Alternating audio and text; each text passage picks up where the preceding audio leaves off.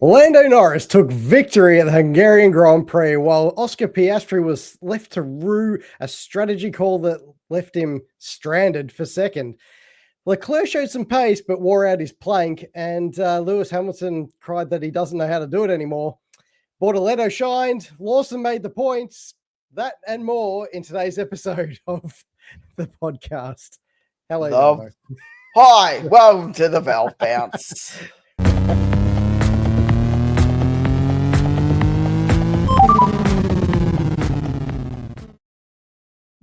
We are back. We are back.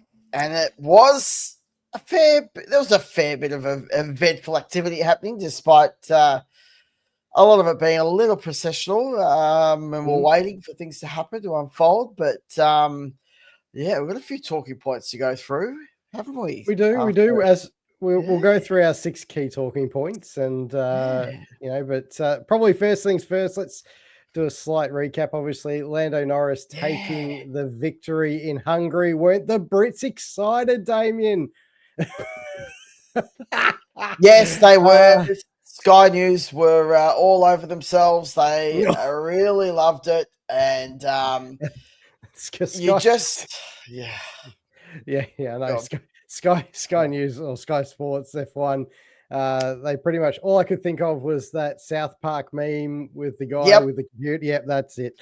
With the computer. Yep, that's him. That's Sky Sports. They were all over. Yes, it was. I guess we'll talk about the turn of events and things, how that unfolded a bit later. But Lando managed to, again, after a dreadful start, and to be honest, Oscar didn't really start that well either. Got kind of both of them pegged down a little bit, and Leclerc made a cracker and just started to take the lead. They managed to kind of siphon themselves a little bit, and Lando got pushed back a few spots.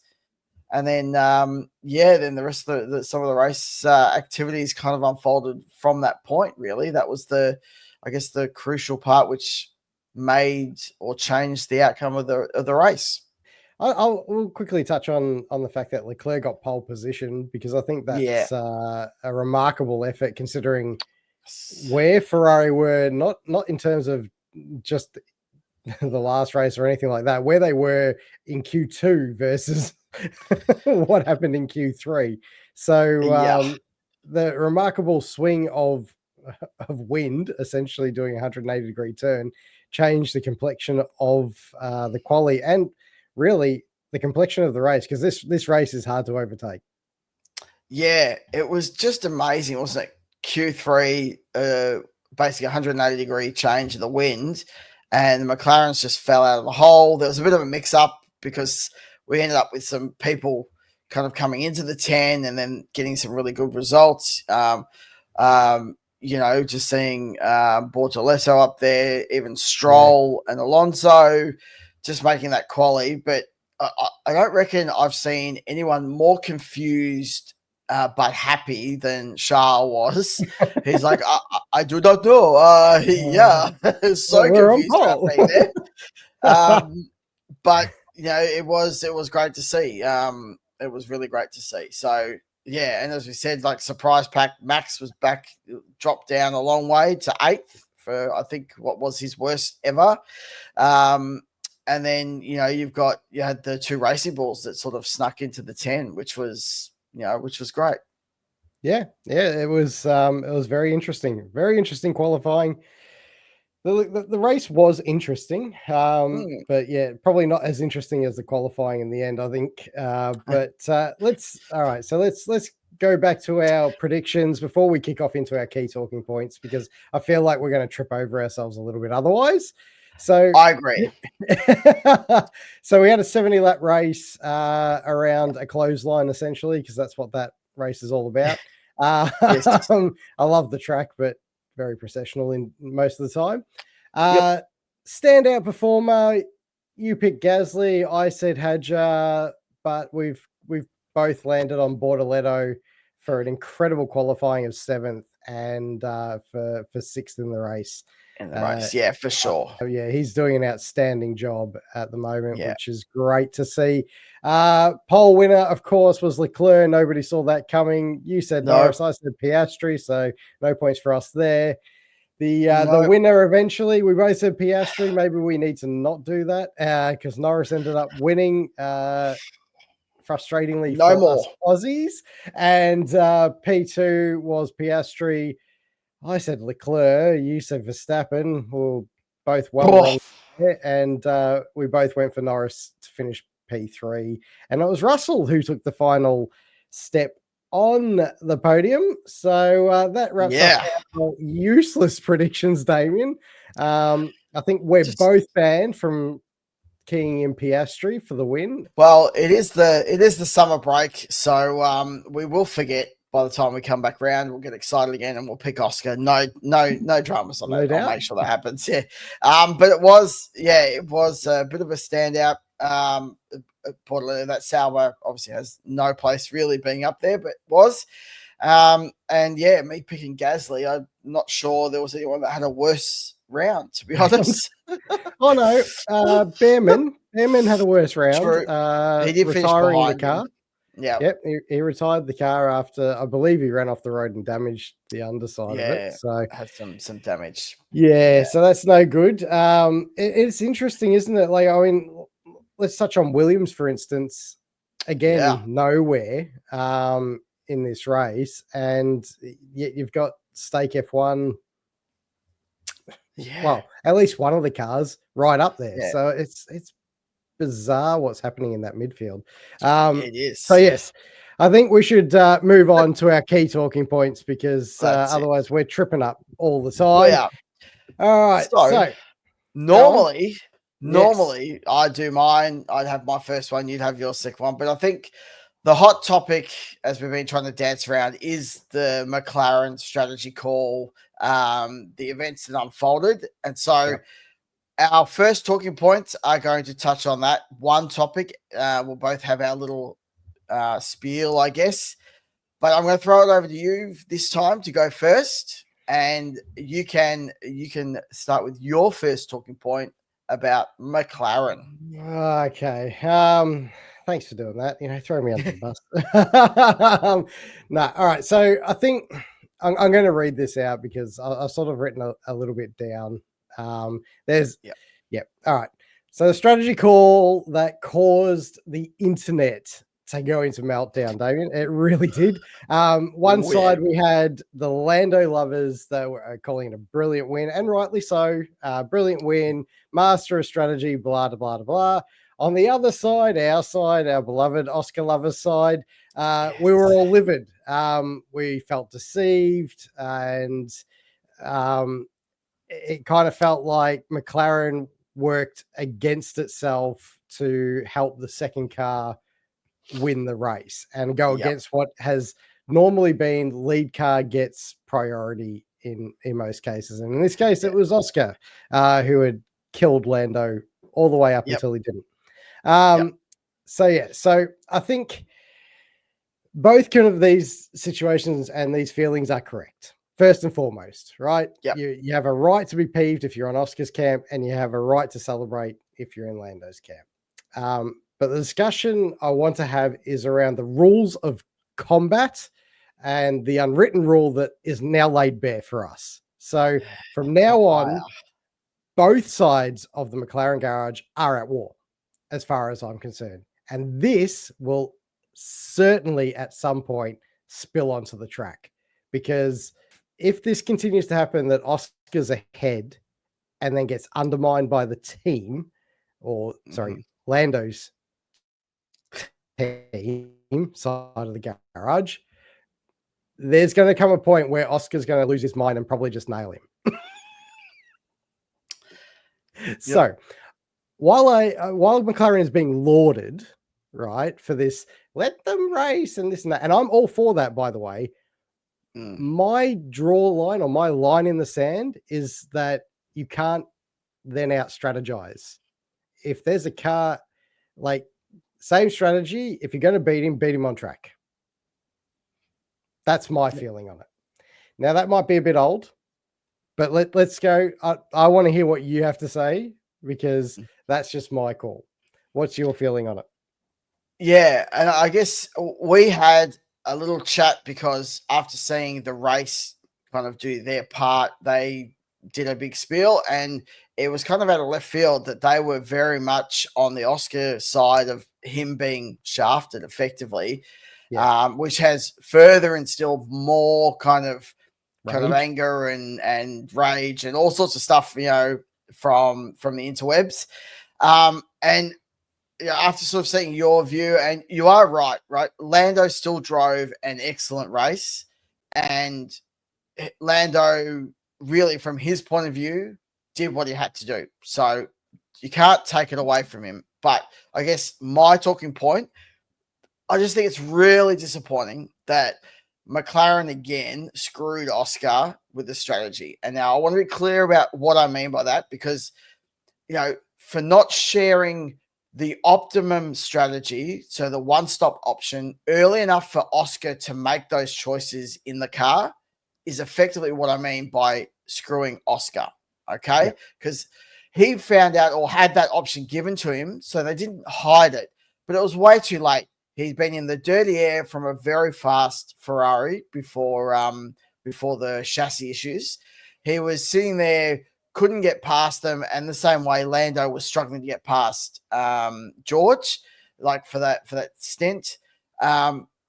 And I know with F1, this is part of the business. Strategy calls and the two sides of a team can make different strategy calls. But yeah, when you've got a championship battle, the onus is on McLaren to provide the best strategy at the right times. And Oscar, as the lead car, in my opinion, didn't have that opportunity to actually see that fulfilled. Okay. Now, I will just say, I still can't fathom how kissed on the Lando is with some of his wins. He drove really well. I'm not going to take it away from him, but man, like he's had 3 wins effectively where he's been kissed on the with safety car, the right strategy call, a random, somewhat overzealous penalty. Like that's 3 that I can think of off the top of my head. It's just amazing that he's so lucky in some regards. But I know that Oscar will come out on top. Like his talent is second only to Max at the moment in the field. And so I know that he's going to continue to keep driving, getting those results, and he'll end up on top. I just can't see it falling any other way unless there is things like this that just continuously happen. And then what's going to happen on the internet, as I sort of close out my talking point, happens again. People are going to start getting angry at McLaren. I think this one is a nice balanced one. We can see it. But if they again, wow, people are going to be angry. They're already angry. Like if you jump on McLaren's site, they're out for blood. And look, I was pretty disappointed in the decision process of the way they worked. So I had my say, which apparently riled up a couple as well. But at the same time, as I said, both can be right in this instant. But it's the rules of combat that we need to know. Yeah. And now they've set a what I consider a very dangerous bar to set, because I'm sorry, but Oscar's a savage, and he will grab his side of the garage and say, on no certain terms are we getting outfoxed ever again by that mob. And it'll just be, it could be a Lewis v. Alonso type situation all over again. Now, the one thing I will say to you or ask you, Damien, just before we close out this whole McLaren bullshit, what is the strength of the McLaren car? Probably the fact that it looks after its size. Bingo. So why wasn't the one stop just the only option? Right? Yeah. Soon as Leclerc's out of that way, Oscar's gone. Yeah. Right? He is gone. Regardless of whether Leclerc has the pit stop and starts, taking some time out of him, if you then have a 9 or 10 lap deficit, he will get back to Leclerc and pass him. It wouldn't be a problem. right? It's just not a problem. And the fact that they say, oh, Oscar didn't take the option, Oscar didn't take the option. Oscar actually asked before anything if the one stop was a possibility, and his engineer shut him down and said no. Yeah. Right? Yeah. That needs to stop. If Oscar says, is the one stop available? The answer should be possibly, let's see how we go. Yeah. Or, we'll look into it, or whatever it happens to be. So yeah, I'm just, it's a little frustrating, but let's close it out there. Yep. I think there's going to be some interesting times ahead. And as I said, Oscar is an absolute savage. So I don't expect him to go down without absolutely nailing Lando against the wall. So, all right, McLaren talking point over. We've brought it to you. Yes. Thank you to the Valve Bounce and us. Click the like and subscribe button. Damo, what is your second key talking point? So my second talking point is about how the midfield is going. Like, it is really starting to heat up. The midfield is all over the place. You look at some of these results, it is getting really tight in that mid pack. Obviously Sauber out of nowhere starting to kick ass. Nico was a little bit down, but obviously Gabriel was amazing. Haas, who were much stronger than we expected to start the year, have suddenly dropped away. Williams, 1 week are good. Sometimes are good, sometimes are shit. Like they're so up and down.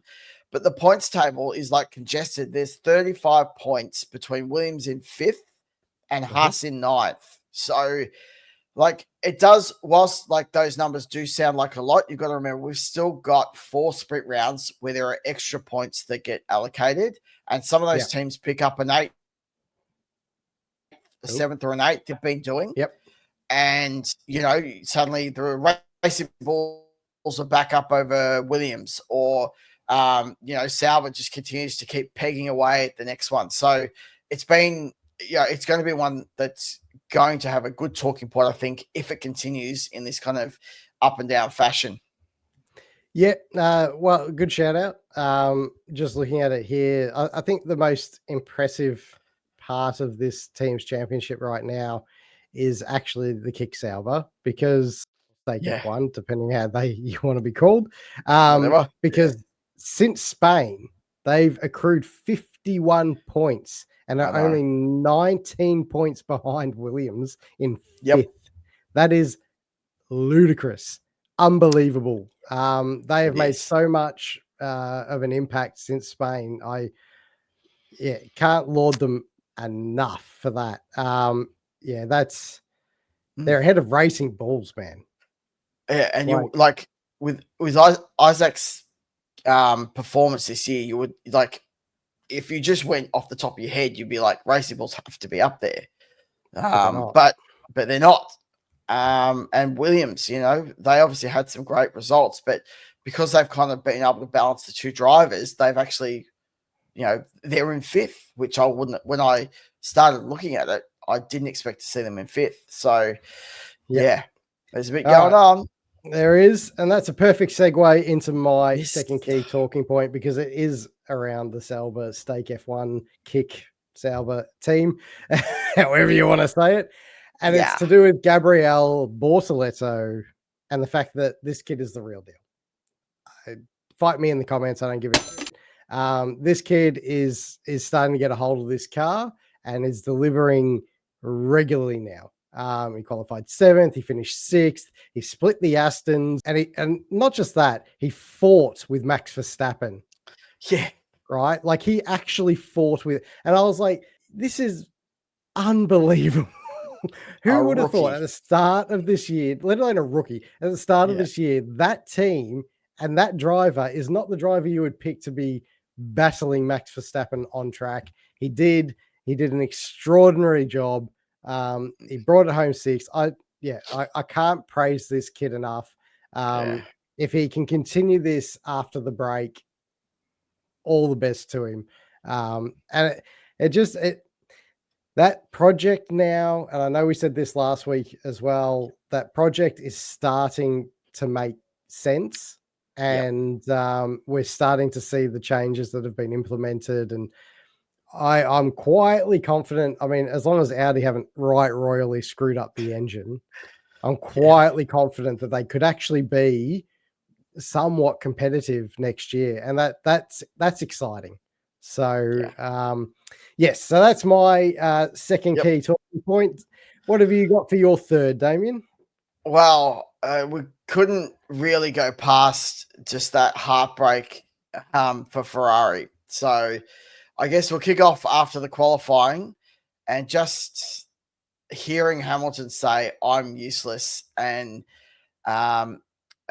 Lawrence from F1 commentary, he does all of the F1 YouTube stuff.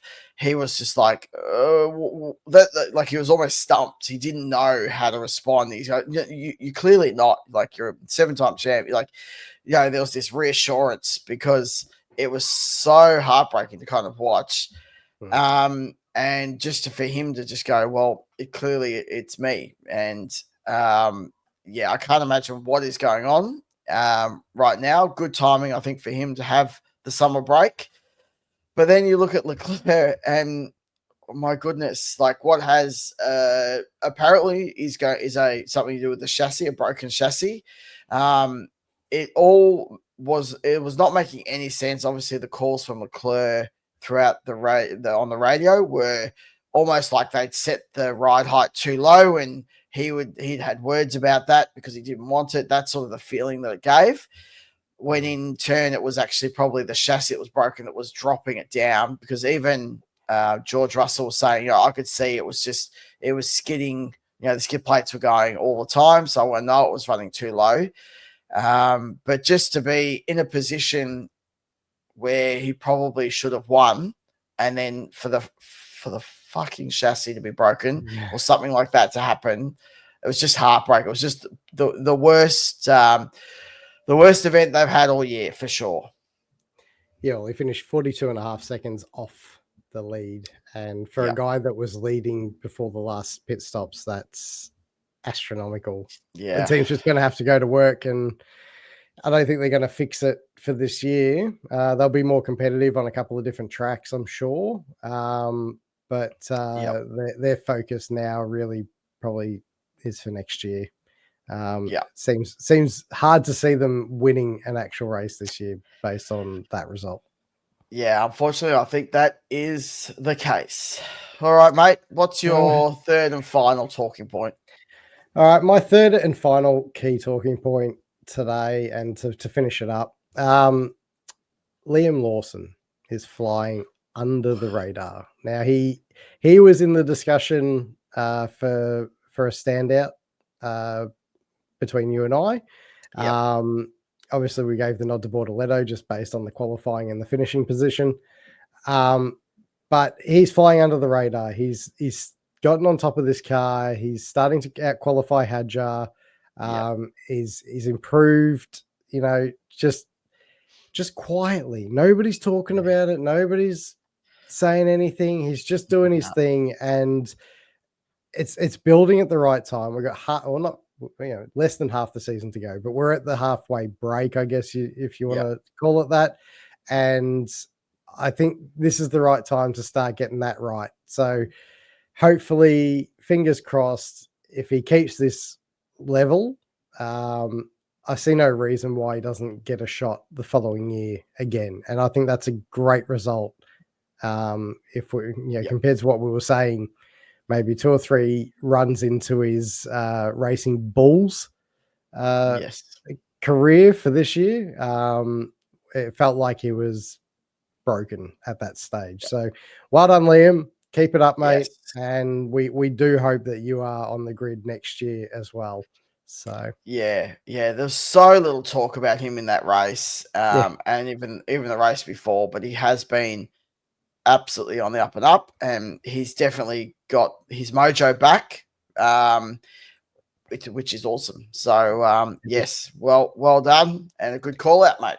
Yeah, very good. And the other thing I wanted to, this isn't a key talking point, but it's a talking point nonetheless, because I think it's just really interesting.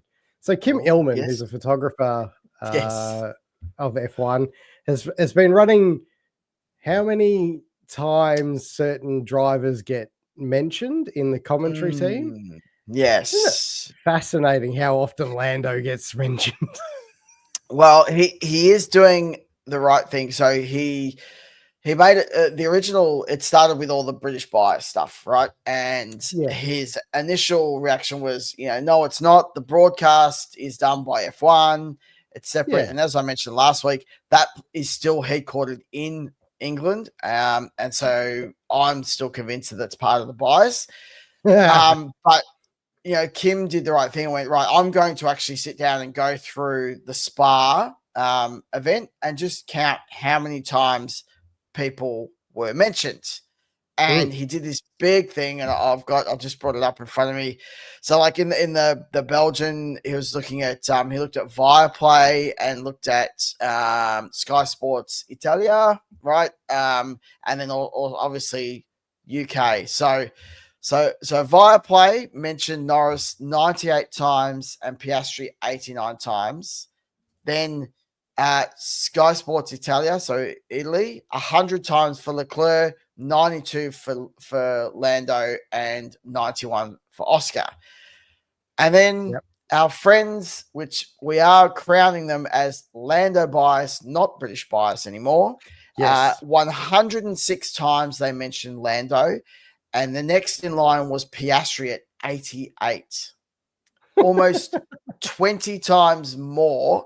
And this is the Belgian GP. Just remind me, Steve, what were the results in Spa? Like, who won? Piastri won. Oscar Piastri. Yeah, it's true. And so Hungary will be off the chain. Yeah, so Kim has done this, which is great, right? And then he's done it again for the latest round. So if you don't follow him, he's got his Kim Illman, which is his handle on Instagram. He's got a YouTube channel, but like he's put in the effort. He's going to just keep tabs on it. And he did show there was discrepancy. I can't find the post at the moment, but he did find there was discrepancy again where it was kind of Lando bias. Yep. But obviously Lando did win this one, and there was a bit of that chat about the one stop and the strategy. So it was a little closer, but yeah, it was good to see someone's actually, we're not just popping or our bias is being influenced. It's actually something that we can validate with some, raw data. Yeah, for sure. That's the last thing for this episode anyway. If you have lasted this long, please hit the subscribe button. Please give us a follow. Icon bell, you can hit it if you like. I know people don't like hitting that, but if you would, so please, that would be amazing just to support us. Get in the comments, have a yarn to us at the Valve Bounce on all your social media platforms. And we'll be back because the next video, which you and I are going to sit down to do, is about the V8 Supercars, Damien, because they're back. They're back at Ipswich. And it's the last of the Sprint Cup series. So we will preview the round in the next one. Until then, thank you and goodbye.